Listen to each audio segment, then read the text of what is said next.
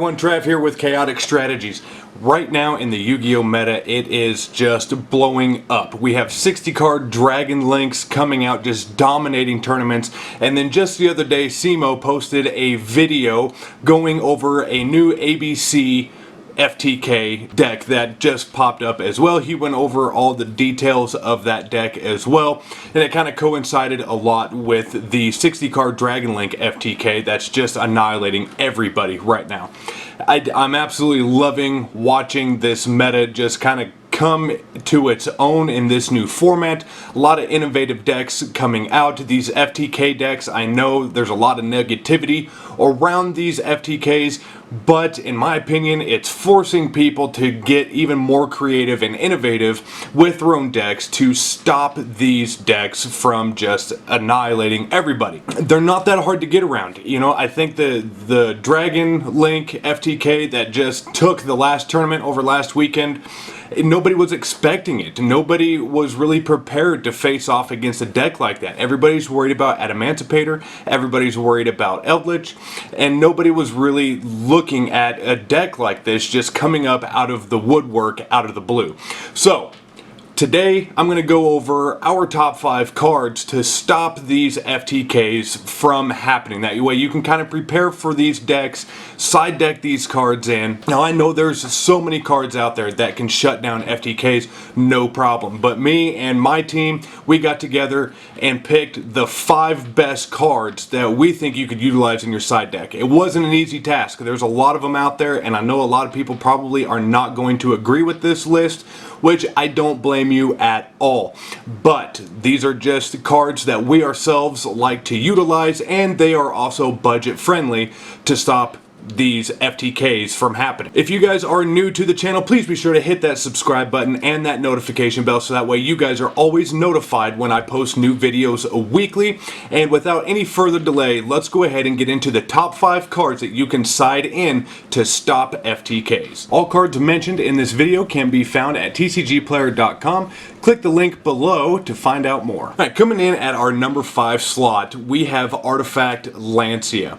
Now, Artifact Lancia, it's a light, so it'll work very well in a lot of light-based decks. Also a level 5, which is also fantastic, like if you're running Cyber Dragon, something like that, so that way you still have your level 5 to get into Nova and get into Infinity if you need to from there. Fairy type, its attack is only 1700, its defense is 2300, and just like all artifacts, you can place this card in your spell and trap card zone face down.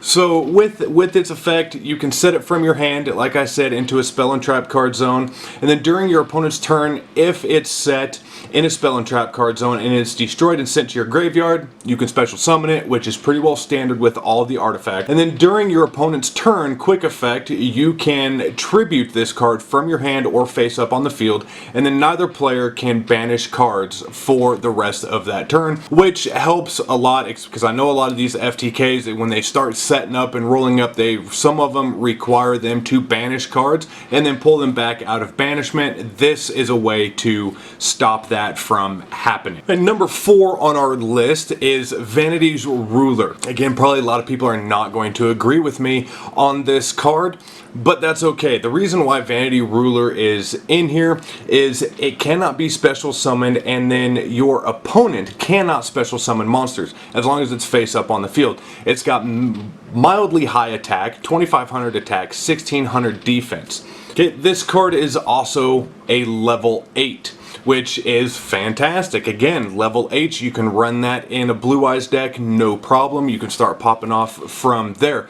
The downside to this card is its level, but in the metagame, special summoning is so easy, and you can flood so well and get monsters out onto the board. You can pretty well sacrifice, especially going first, you can sacrifice 2 of your special summon monsters to tribute summon into this card. That's the other downfall with this card, is that it cannot be special summoned. But again, if you're going first and you know you're going up against an FTK, or even using this card as a side option, once you find out that you went up against an FTK, you can play to your strategy very well using this card. Again, meta, you can special summon so fast and so well, and everything flows so well with this format that this card should be no problem, that you contribute summon 2 of your special summon monsters to get this onto the field first turn and stop your opponent altogether. I mean, this card, once this card hits the field, that should be an immediate win condition right there, going up against any one of these FTKs that are in the meta right now. Coming in at our number 3 spot, we have the Winged Dragon of Ra Sphere Mode. I absolutely love this card. It's a fantastic card. I run this card a lot in a lot of my decks. Tribute Divine, I mean, it's a level 10 Divine Beast, you know, whatever. But this card, it can't be special summoned, a lot like Vanity's Ruler, and it requires 3 tributes from either side of the field to normal summon to that side of the field.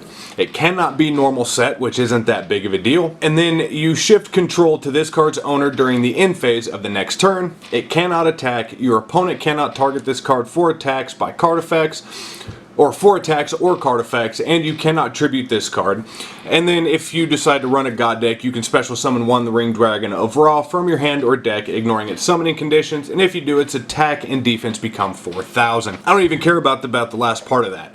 The whole main reason that I like running Sphere Mode is that I contribute 3 monsters off my opponent's side of the field. So 3 very problematic cards. So if you end up losing rock, paper, scissors, coin toss, whatever you want to do, if you end up losing that and you end up having to go second, you can at least take some of the heavy negates and stuff off of that FTK board with Sphere Mode. You can get rid of like Borreload Savage. You can get rid of cards like Appaloosa. You know, you can really clear that board out with Sphere Mode. Okay, coming in at number 2 on this list is Summon Limit. Okay, it's a continuous trap card, and I'm going to tell you right now by personal experience, this is probably one of the worst cards that you can play into in this format, just because everything requires such heavy special summoning.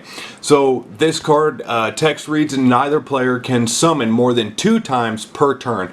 Negated summons count towards this limit. Negated cards and effects that would summon do not count. I mean, that's huge. That's huge. When you have these FTK decks, you know, and you've got like a 5-10 minute freaking combo going on with these decks, you just shut that down right now. I mean, first turn they go, if you end up going first and you can get this card set, I mean, what are they going to do? They can only summon twice. And that includes normal summon, special summoning, ritual summoning, it doesn't matter. You can only summon twice per turn. Granted, that affects both sides.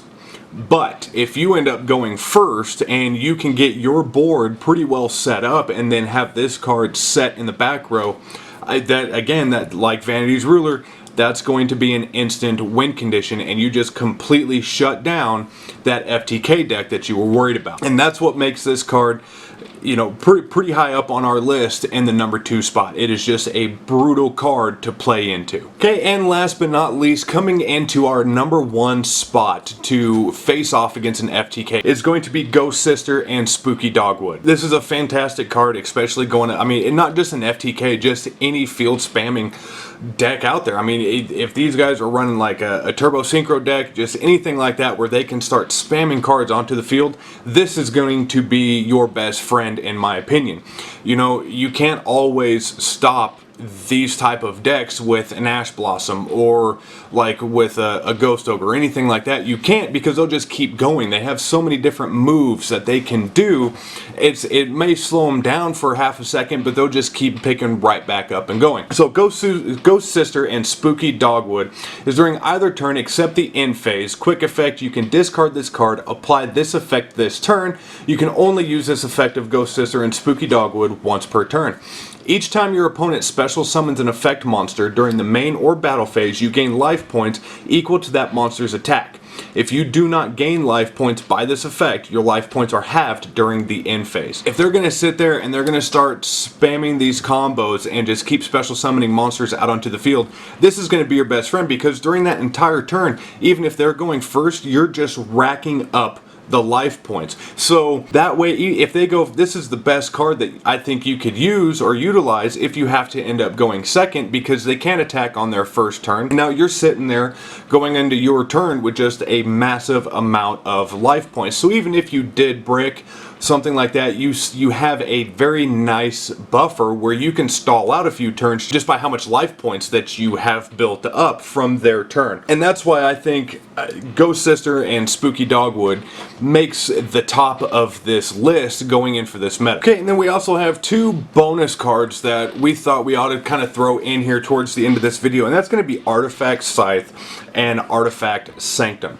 So Artifact Scythe is, again, it's another level 5 light monster. It's also a fairy, but it's got a very good effect.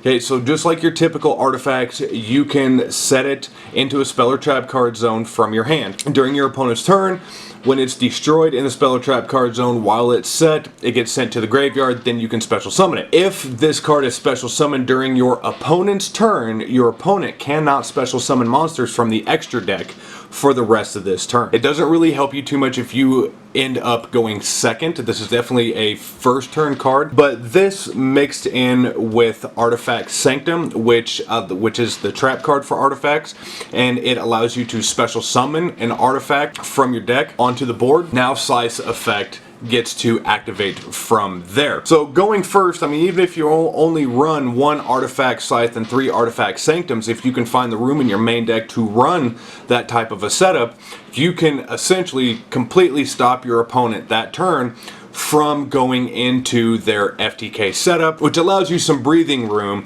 to be able to combat against that and get kind of your own negates and everything set up to continue to stop that FTK from happening. So that's our top 5 card list that we have with a couple bonus cards as well on how you can kind of stop these FTKs in their tracks. Now, before I get crucified for not throwing Nibiru into the mix, or, you know, Dark Ruler No More or Lightning Storm, look, we tried to make this as budget friendly as possible, because once we are able to have paper play again, not everybody's going to be able to go out and, you know, spend this kind of money on it.